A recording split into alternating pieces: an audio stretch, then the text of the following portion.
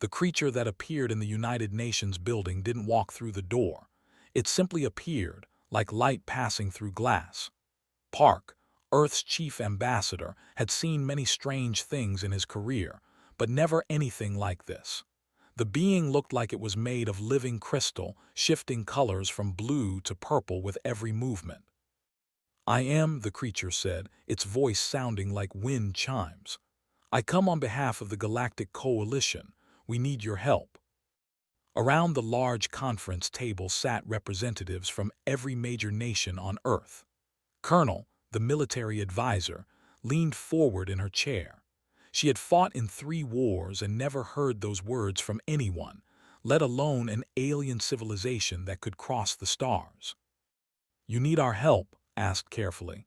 "We've only had basic space travel for 30 years. Your ships can cross galaxies." Crystalline form seemed to dim. "Yes, and that means nothing against what we face now." The alien touched the table, and suddenly the room filled with images. Planets burning, ships torn apart, cities being consumed by a dark, writhing mass that moved like oil and struck like lightning. "This is explained. They have destroyed 17 of our worlds in 3 months. 40 billion souls gone, they eat everything. Metal, flesh, energy, it doesn't matter. They grow stronger with each world they take." Studied the images with a soldier's eye. "What have you tried?" "Everything." His voice carried a weight that made everyone in the room feel the despair. "We have weapons that can crack planets, shields that can stop stars from exploding, diplomatic corps that have prevented wars for 1,000 years. None of it works. They adapt to our weapons. They ignore our diplomacy. They just consume." Exchanged glances with, "I still don't understand what we can offer. We're the youngest species in space. Our technology is primitive compared to yours." "Primitive, yes," said the crystal being moved closer to the table. "But we studied your planet before making contact. We watched your history. Do you know what we found?" No one answered. "War," said simply. "Endless, constant war. For 10,000 years you have fought each other. You invented weapons to kill each other in 1,000 different ways. You survived ice ages, plagues, extinction events, and you did it by being more violent, more adaptable, more ruthless than anything that threatened you." The room went silent. It wasn't a compliment, and everyone knew it. "The Coalition has known peace for 3,000 years, continued. "Our warriors are ceremonial. Our weapons are designed to disable, not destroy. We negotiate, we compromise, we find peaceful solutions. It has made us weak." Stood up slowly. "You want us to fight your war?" "No," said, and the crystal body seemed to shake. "We are fighting the war. We're dying in the war. What we need are warriors who know how to win wars. Real warriors, not soldiers who parade in ceremonies, not officers who study ancient battles. We need killers who have spent their entire existence learning how to kill." The word hung in the air like smoke. Felt anger rising in his chest. "You're calling us monsters." "I'm calling you survivors," replied. "They don't negotiate. They don't surrender. They don't feel fear or mercy. To defeat them, we need a species that understands that kind of enemy. A species that has fought enemies like that before and won." "We've never fought anything like this," said, gesturing at the images of destroyed planets. "Haven't you?" changed the images. Now they showed human history, ancient armies clashing, medieval sieges, world wars, nuclear weapons. You fought each other with swords, then arrows, then bullets, then bombs that could destroy cities. Each time you faced extinction, you adapted. You created new weapons, new tactics. You survived because you refused to lose." Sat down heavily. "Even if what you say is true, why would we help you? We don't know you. These aren't our worlds being destroyed." Did something then that shocked everyone in the room. The crystalline being lowered itself to the ground, a position that clearly showed submission in its culture. "Because I'm begging you," said quietly. "On behalf of 12 billion people across 40 worlds, I'm begging for mercy, for help. We came to Earth not as conquerors or teachers or allies. We came as victims asking for salvation. Looked at the images of burning worlds. She thought of her own children, safe in their beds on Earth. She thought about those billions of people watching their homes being destroyed, knowing their advanced civilization couldn't save them. If we send soldiers, she said slowly, they'll fight the way humans fight, not the way you fight. We won't be gentle. We won't be merciful to the enemy. We know, said, rising back up. We studied your battles. We know what you're capable of. We're asking anyway. Stood and walked to the window, looking out at the city below. New York had been destroyed twice in human history and rebuilt both times. Humanity knew how to survive catastrophe. They knew how to come back from the edge of extinction. We need time to discuss this, he said. We don't have time, replied. They will reach the Coalition core worlds in 6 weeks. After that, they'll spread across the entire galaxy, including eventually reaching Earth. That changed everything. This wasn't just about helping aliens anymore. This was about stopping a threat before it reached humanity's home. Pulled out her phone and made a call. Get me the Joint Chiefs. Tell them we have a situation. Over the next 3 days, Earth's leaders debated. Some wanted to refuse, to stay isolated and hope the never reached them. Others saw an opportunity to prove humanity's worth to the galaxy. But most understood the simple truth. If they could destroy civilizations millions of years more advanced than Earth, humanity couldn't hide forever. On the 3rd day, called back to the UN building. We've made our decision, said. Around him stood military commanders from every major nation. Was there, now wearing her full uniform with all her medals. Earth will help, continued. But understand this, we're doing this our way. Human soldiers, human tactics, human weapons. You asked for warriors, we'll give you warriors. His crystal form seemed to glow brighter. Thank you, you're saving billions of lives. Maybe, said coldly. Or maybe we're about to show the galaxy why they should have left Earth alone. Either way, you asked for this. Remember that. Within hours, orders went out across Earth. Military bases activated. Soldiers prepared. Weapons were loaded. Humanity was going to war, and for the first time in their history, it wasn't against themselves. The galaxy had begged for mercy. Earth answered with warriors. And nothing would ever be the same. The transport ships that carried Earth soldiers to the system were not human-made. The Coalition provided vessels that could cross the distance in 2 weeks instead of 2 years. Commander stood in the cargo bay, watching his soldiers check their weapons one last time. Had fought in the resource wars that nearly tore Earth apart 20 years ago. He knew what real combat looked like. Blood, screaming, chaos. He wondered if these alien warriors had ever seen anything like that. Commander, Lieutenant Song approached him, her tablet showing tactical readouts. I've reviewed the Coalition's battle reports. Their standard response to attacks is to retreat and establish defensive positions. They run away, asked. Every single time, confirmed. She was younger than only 28, but she had rewritten Earth's military combat doctrine after the resource wars. They try to minimize casualties. They value every life. That's how you lose wars, Sergeant Minyu Lee said, joining the conversation. He was carrying 3 packs of explosives. You can't win if you're not willing to pay the price. Corporal Sara hand-cleaned her rifle nearby. She didn't say anything, but knew she agreed. Sara had 347 confirmed kills in the resource wars. She understood that war wasn't about being nice. It was about survival. When they arrived at the system, the Coalition fleet was waiting. Hundreds of massive ships, each one more advanced than anything Earth could build. But they were retreating, pulling back from a small colony station on the edge of the system. General L and Creature with 6 arms met them in the command center. They have taken Station Meridian, the general explained, its mandibles clicking. 3,000 civilians are trapped inside. We're preparing evacuation protocols." "How long will that take?" asked. 6 hours to position ships, another 4 to extract the civilians safely." "You have 10 hours," said, looking at her tactical display. "Though we'll have reinforcements here in 9. Elle's antenna twitched. "Then we must hurry the evacuation." "No," said flatly, "we attack now." The alien general stared at him with all 6 of its compound eyes. "Attack! Commander, we cannot risk civilian casualties.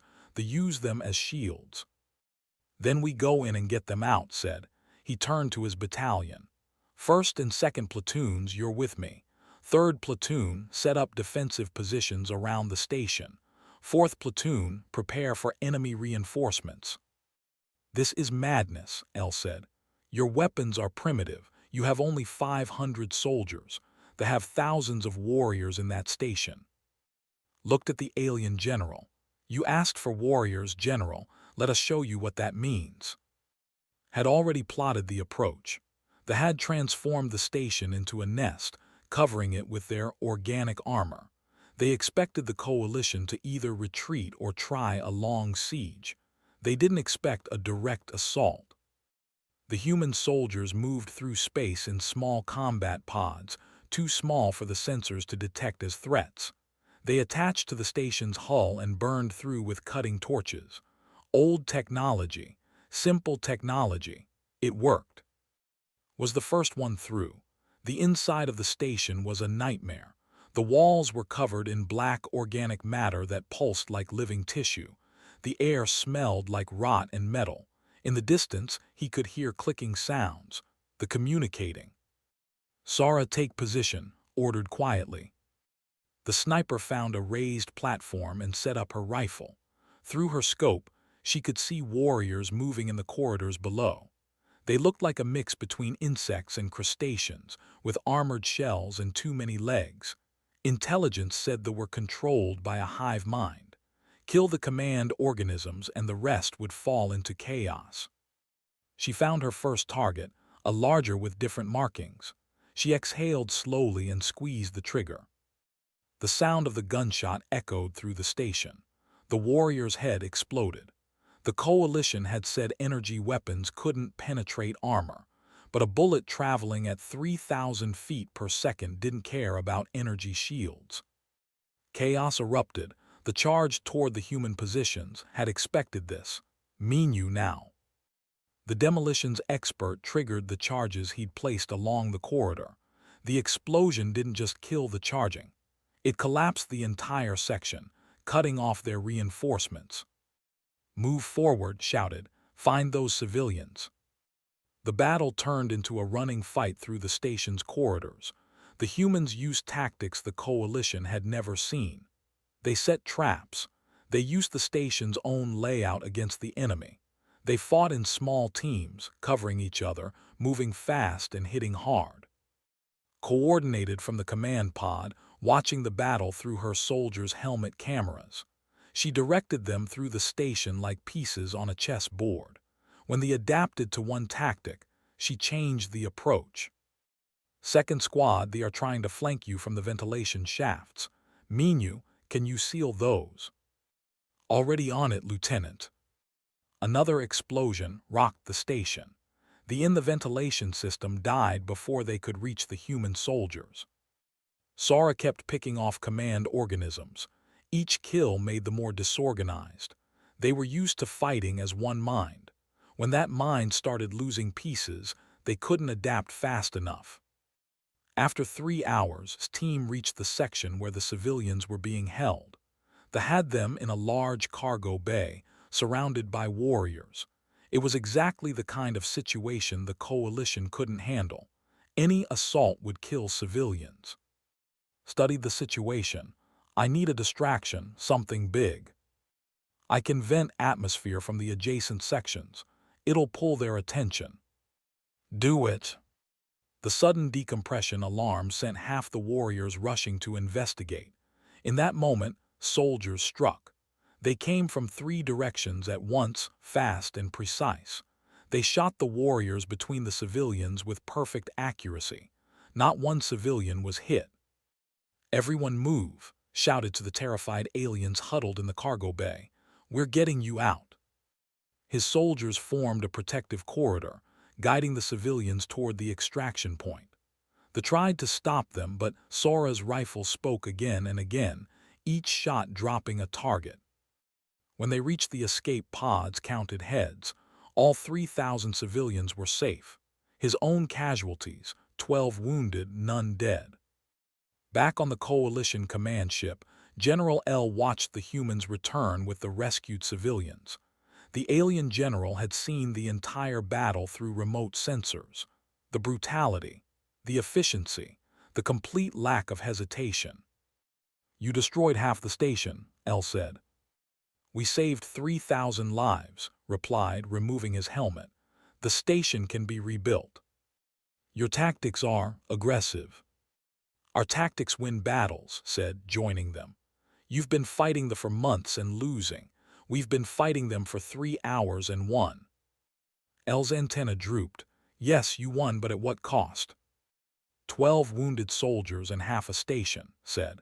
"Compared to losing 3,000 civilians and the entire station, I'd say we did pretty well." Over the next 3 days, human forces engaged in 4 more battles. Each time they won. The Coalition watched in amazement and horror as humanity demonstrated what thousands of years of warfare had taught them. They didn't fight to minimize casualties. They fought to win. They used the terrain. They set traps. They targeted command structures. They adapted faster than the enemy could respond. But it was the way they fought that disturbed the Coalition most. There was no mercy in human combat, no hesitation. When they identified an enemy, they killed it efficiently and moved on. They didn't capture prisoners. They didn't offer surrender. They simply eliminated threats. After the 5th battle, came to observe the human forces. The crystalline being watched, soldiers clean their weapons and prepare for the next engagement. "You fight like the galaxy is ending," said quietly. "Looked up, every battle could be the last one. We fight like it matters." The Coalition is grateful but also concerned. "Concerned that we're too good at killing?" asked. "Concerned about what happens when they are defeated," admitted. "You've shown us what humanity can do. Some in the Coalition wonder if we've simply traded one threat for another." Stood looking the alien in what he assumed were its eyes. "You came to Earth begging for warriors. We gave you warriors. If that scares you now, maybe you should have thought about that before asking." Said nothing. It simply watched as the human soldiers prepared for the next battle, and wondered what the Coalition had truly unleashed upon the galaxy. Captain had been in combat for 6 weeks straight. His face was covered in stubble, his uniform stained with things he tried not to think about. But when the call came about Prime, he knew this mission would be different. "They're using civilians as shields," his commanding officer explained over the comm link. 15,000 Coalition citizens trapped in the capital city. They have surrounded them with their warriors. Admiral O won't authorize an assault. Looked at his team. Specialist, their medic, was checking her supplies. Private Nam, their communications expert, was already setting up the equipment. They were tired. They were worn down, but they were ready. "What's the Admiral's plan?" asked. "Negotiate. Try to find a peaceful solution." Don't negotiate." "I know. That's why I'm telling you this unofficially." Understood. He was being given permission to do what the Coalition couldn't officially approve. "We'll handle it." The planet Prime was beautiful. Blue oceans, green forests, cities that looked like they grew naturally from the landscape. They had turned the capital into a fortress, their black organic matter covering the elegant buildings like a disease. His team approached from underground, old sewers and maintenance tunnels that they hadn't bothered to guard. It was a tactic as old as warfare itself. The enemy watches the obvious approaches and ignores the dirty work below. "I'm picking up life signs," reported, checking his scanner. "Civilians are grouped in the central plaza. warriors all around them, at least 2,000. Looked at the numbers. "Captain, we can't fight 2,000, there are only 12 of us." "We're not going to fight them," said. "We're going to get the civilians out, then remove the problem." They moved through the tunnels until they were directly beneath the plaza. Above them, they could hear the clicking of warriors and the quiet sobbing of terrified civilians. "Can you get a message to the civilians?" asked. "If I route through the city's emergency system, yes." "Do it. Tell them to be ready to move in 10 minutes. Tell them to head for the southern edge of the plaza. We'll have an exit ready." While sent the message, the rest of the team prepared. They used shaped charges to create an opening large enough for people to escape through, but small enough that they wouldn't notice immediately. Watched through his scope as the civilians got the message. He saw them slowly, carefully moving toward the southern edge. They noticed the movement but didn't seem alarmed. They thought their hostages were just shifting around. Now whispered. The charges blew, not loud enough to alert the whole city, but enough to create an opening. Civilians started dropping through into the tunnels below. His team guided them, keeping them quiet, moving them quickly. It took 8 minutes to get all 15,000 civilians through. They finally noticed something was wrong when the plaza was half empty. They started to pursue, but had planned for this. "Make the call," he ordered. Private sent the signal to the human ships in orbit. 3 minutes later, the sky turned white. Orbital strikes rained down on the capital city. Not precision weapons designed to minimize damage. Human weapons designed to completely eliminate targets. The entire city disappeared in fire and light. Watched from a safe distance as the place where 15,000 civilians had been held simply ceased to exist. Along with it, the 2,000 warriors and the nest they'd built there. Admiral O was waiting when returned to the Coalition command ship. The Admiral was an amphibious species known for their calm nature. But right now, O looked anything but calm.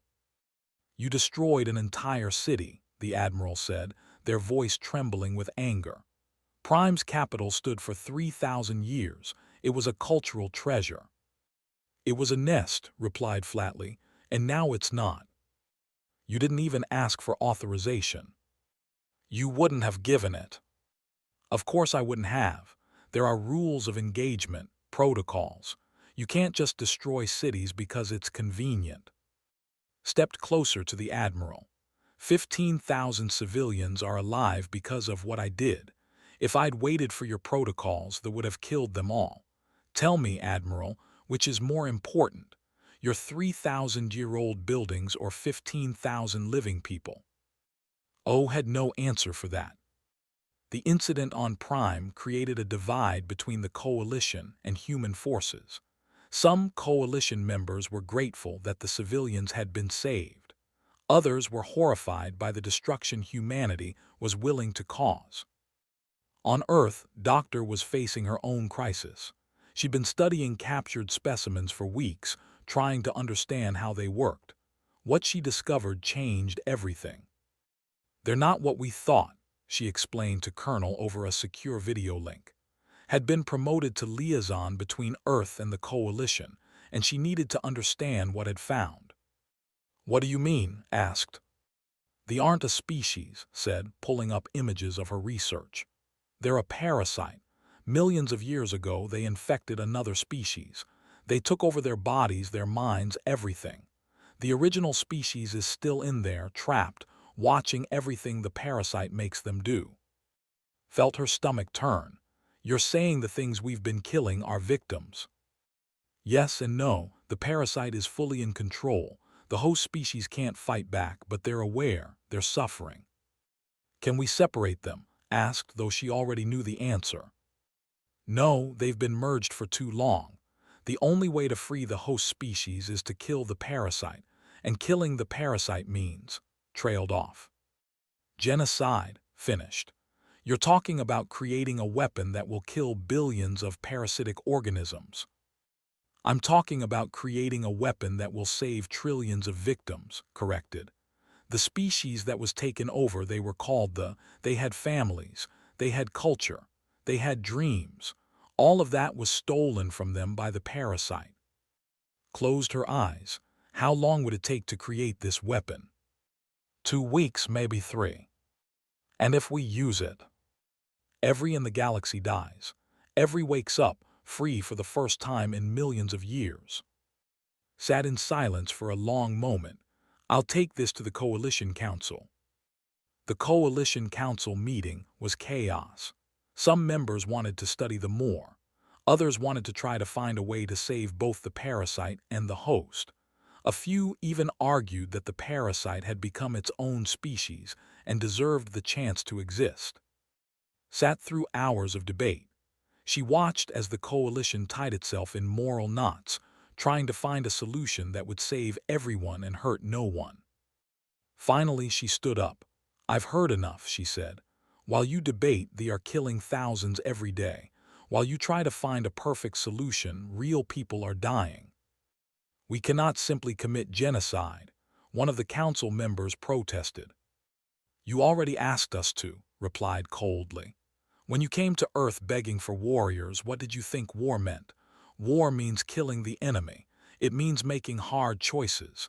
It means getting blood on your hands." She looked around the council chamber. "Earth is going to deploy the weapon.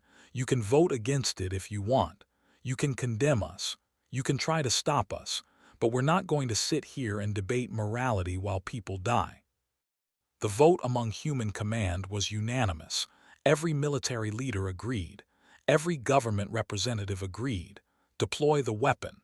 End the war. Gave the authorization herself. She signed the order knowing that it would define how the galaxy saw humanity for generations. She signed it knowing that billions of parasitic consciousnesses would die. She signed it knowing she would never sleep well again. Doctor oversaw the deployment. The weapon was delivered through atmospheric dispersal over occupied worlds. It was quick. It was efficient. It was terrible. Watched the reports come in. On world after world, the collapsed. The parasite died. And they, after millions of years of imprisonment in their own bodies, woke up. Some of them went mad from the trauma. Others simply stood in shock, unable to process what had happened. But many of them understood. They were free. The galaxy celebrated the end of the war, but couldn't celebrate.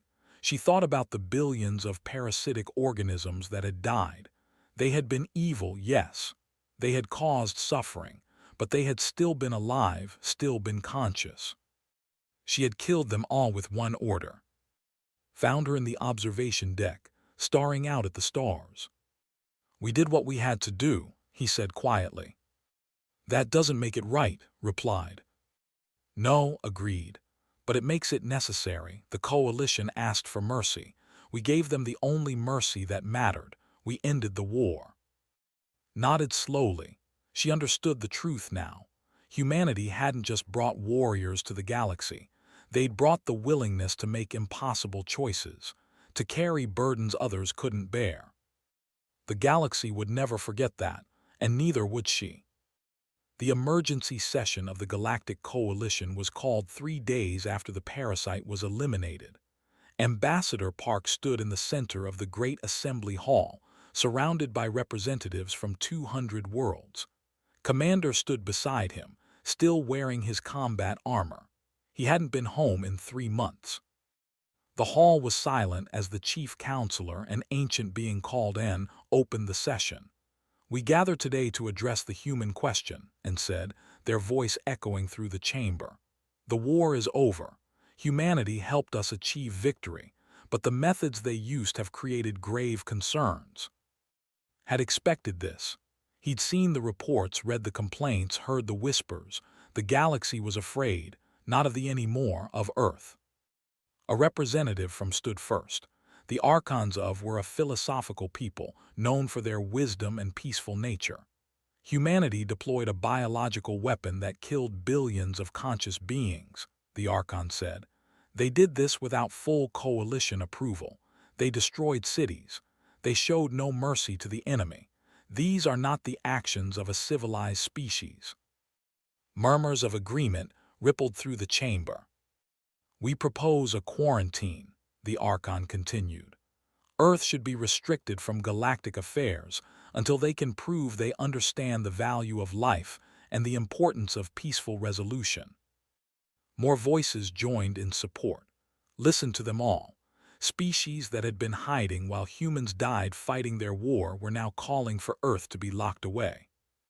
"May I speak?" asked, and gestured for silence. "The human ambassador has the floor." Walked to the center of the chamber. He was old now, in his 60s, with hair and tired eyes, but his voice was strong. "You came to Earth 6 months ago," he began. "You came in desperation. Your worlds were burning, your people were dying. Your advanced weapons had failed. Your brilliant strategies had failed. Everything you tried had failed." He paused, looking around at the assembled representatives. "You came to us because you'd studied our history. You knew what we were. You knew we were violent. You knew we were brutal. You knew we'd spent thousands of years killing each other. And you asked us for help anyway." The chamber stayed silent. "We didn't have to say yes," continued. "We could have closed our borders and hoped the never reached Earth. But we didn't. We sent our sons and daughters to die for your worlds. 2,000 human warriors gave their lives defending people they'd never met." He gestured too. "Commander fought in 17 battles. He saved coalition civilians on 6 different worlds. He lost 43 soldiers under his command. And now you want to quarantine us because we fought too well." "You committed genocide," the Archon said.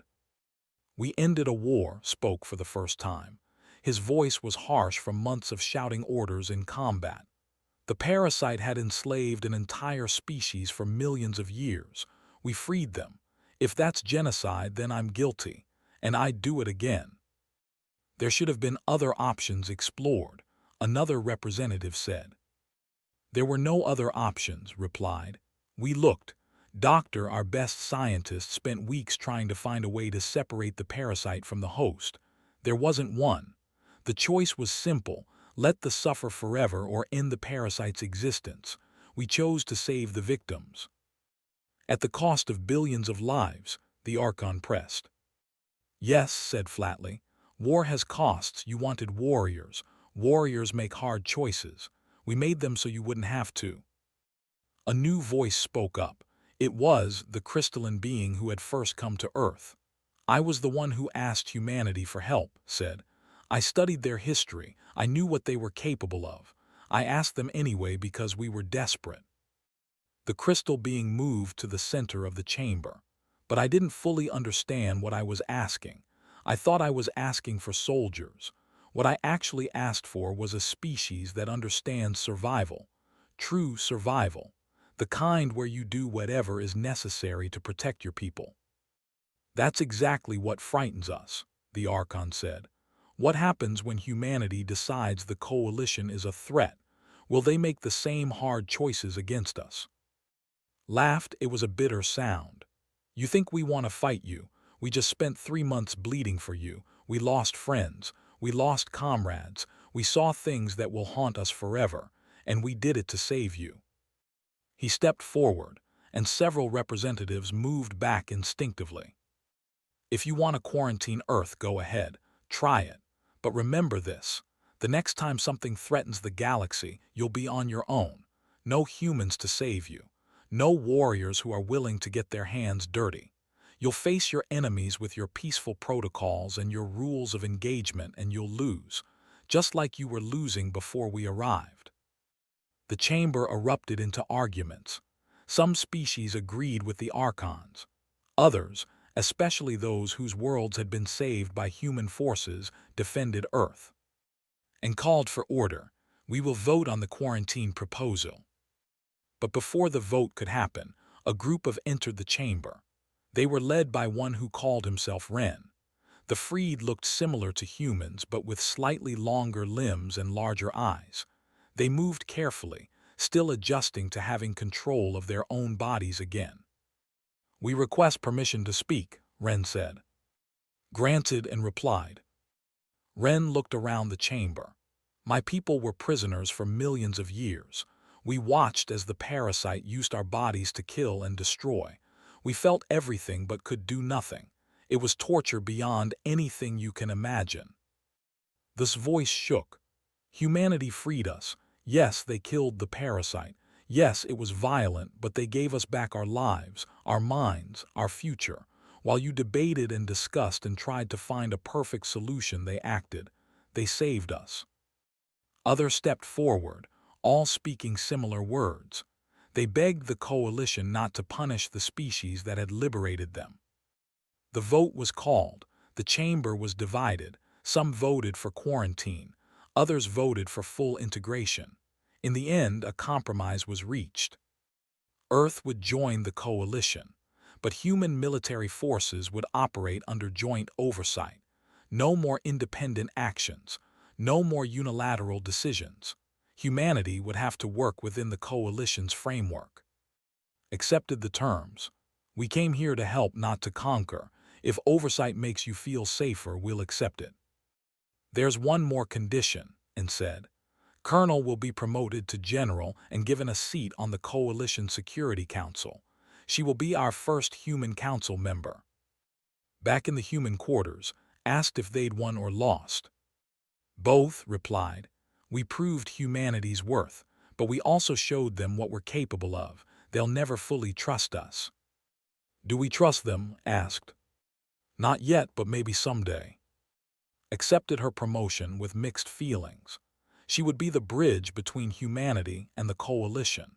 She would have to balance Earth's warrior nature with the galaxy's desire for peace.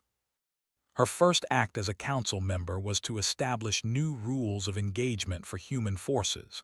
They would still fight when necessary, but they would work within coalition guidelines. They would be warriors, but controlled warriors. The galaxy had changed. They were gone, they were free.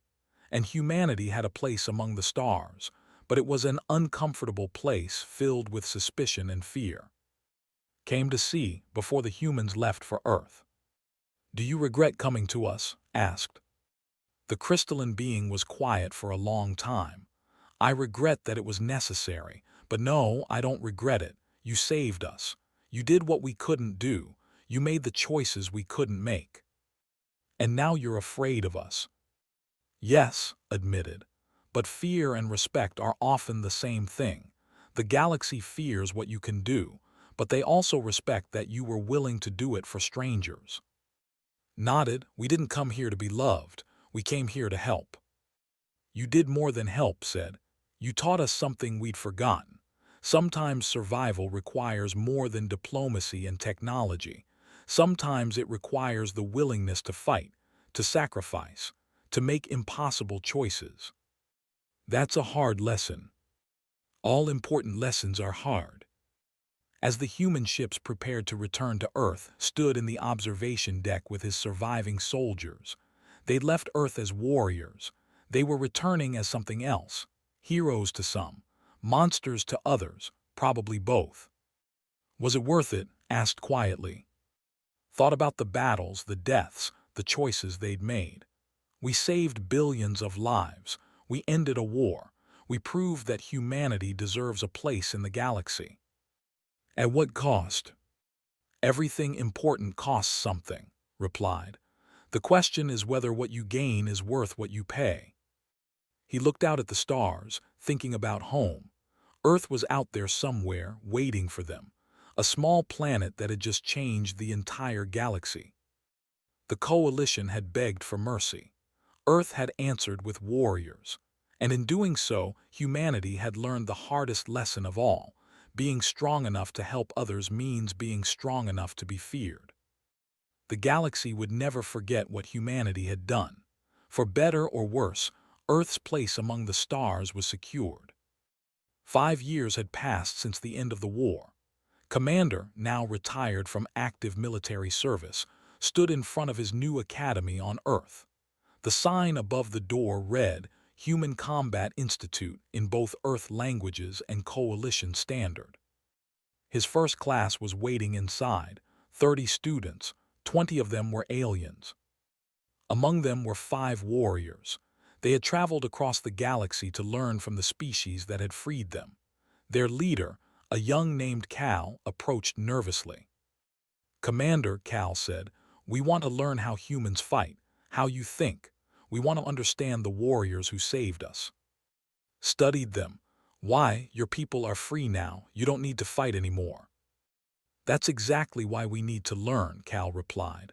"For millions of years, we were forced to watch as our bodies were used for violence. Now we have a choice. If we're going to fight, we want to do it the right way, the human way."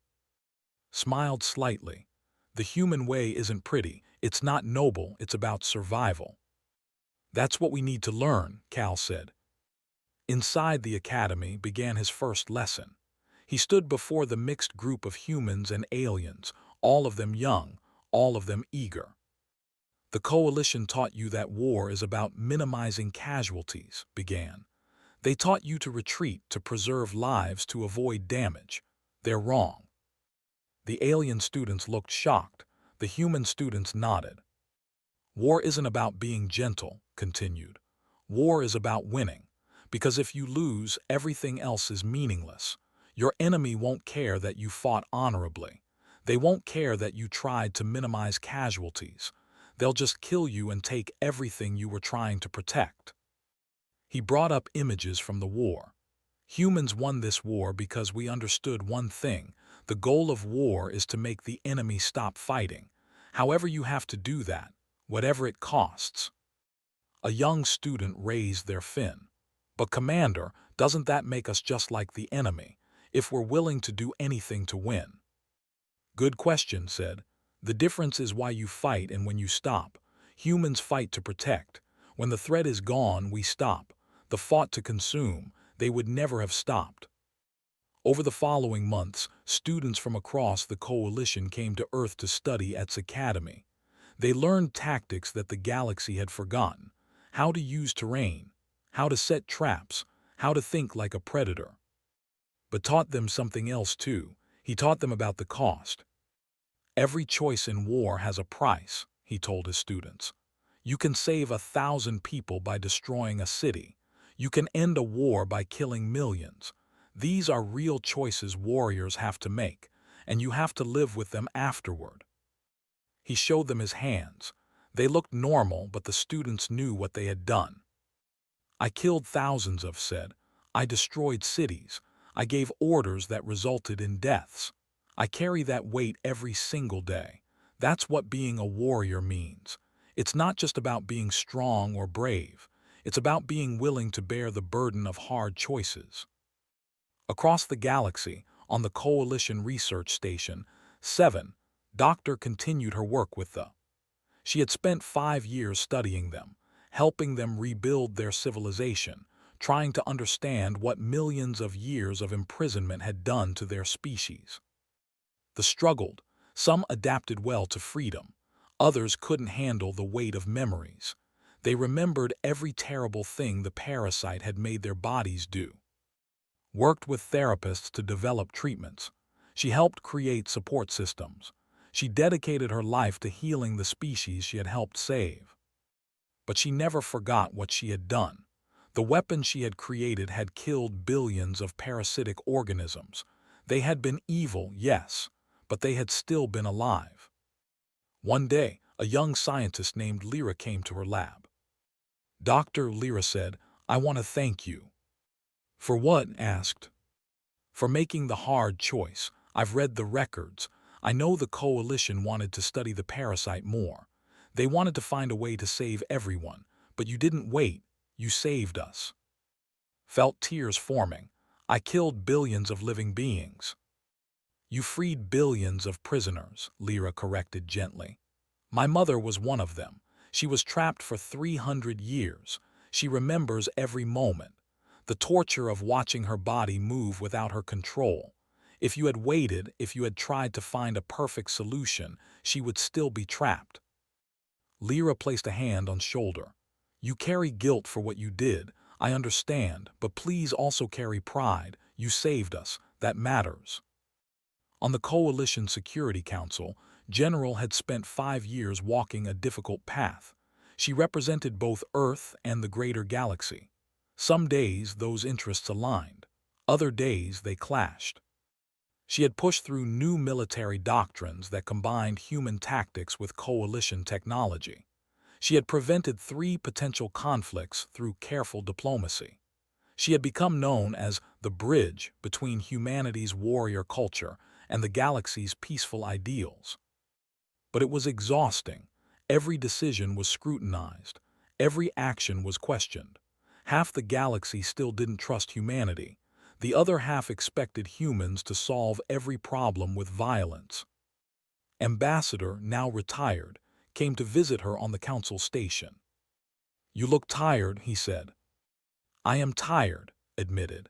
5 years of balancing 2 worlds, of being neither fully human nor fully coalition, of trying to prove that humanity can be both strong and peaceful.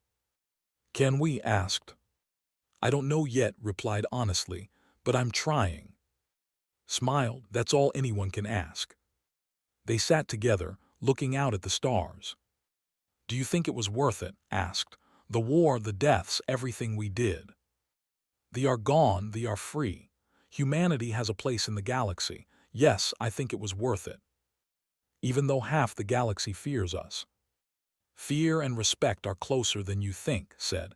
"The galaxy fears what we can do, but when the next crisis comes, they'll remember that we were willing to help, that we were willing to fight for strangers. That matters more than fear." Across Earth, memorials had been built. The largest was in New York, where it had first appeared. It listed the names of all 2,000 human warriors who had died in the war. Visited the memorial once a year. The crystalline being would stand before the wall of names and remember, not just the humans who had died, but what their sacrifice had meant. This year a human cadet approached. She was young, maybe 18, wearing the uniform of Academy. "Are you," she asked, "the one who came to ask for help?" "Yes," the alien replied.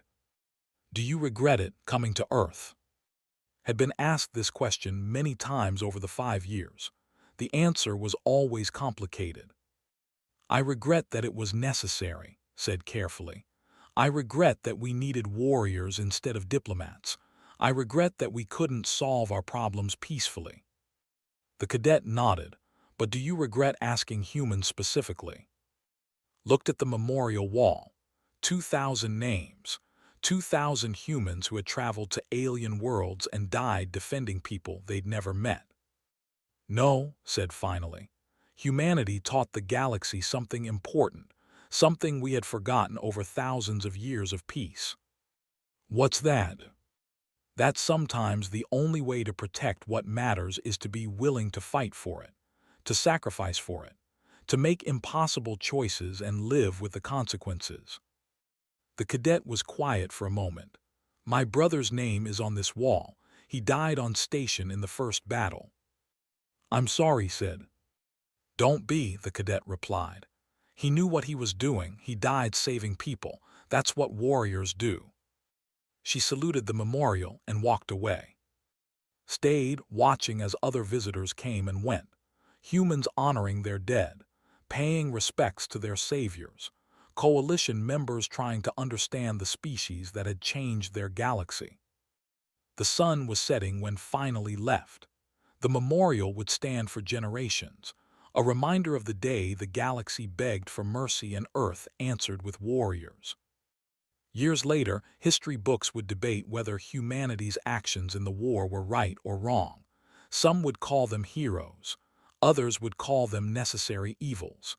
But everyone agreed on one thing: humanity had changed the galaxy forever. They had shown that strength wasn't just about weapons or technology. It was about the willingness to make hard choices, to sacrifice, to bear burdens that others couldn't carry. Would retire eventually, his academy continuing under new leadership. Would publish her research, helping to rebuild their civilization. Would serve on the Security Council for another decade, preventing wars through both diplomacy and the quiet threat of human military capability. And Earth would continue to walk the fine line between warrior and peacekeeper. They would never be fully trusted. They would never be fully accepted, but they would always be respected. Because the galaxy had learned an important lesson. When peaceful species face extinction, when diplomacy fails, when hope seems lost, there is one species willing to do whatever is necessary. Humanity. The species that begged for nothing but gave everything. The species that understood that sometimes mercy means being strong enough to fight, that sometimes peace requires warriors willing to bear the weight of war.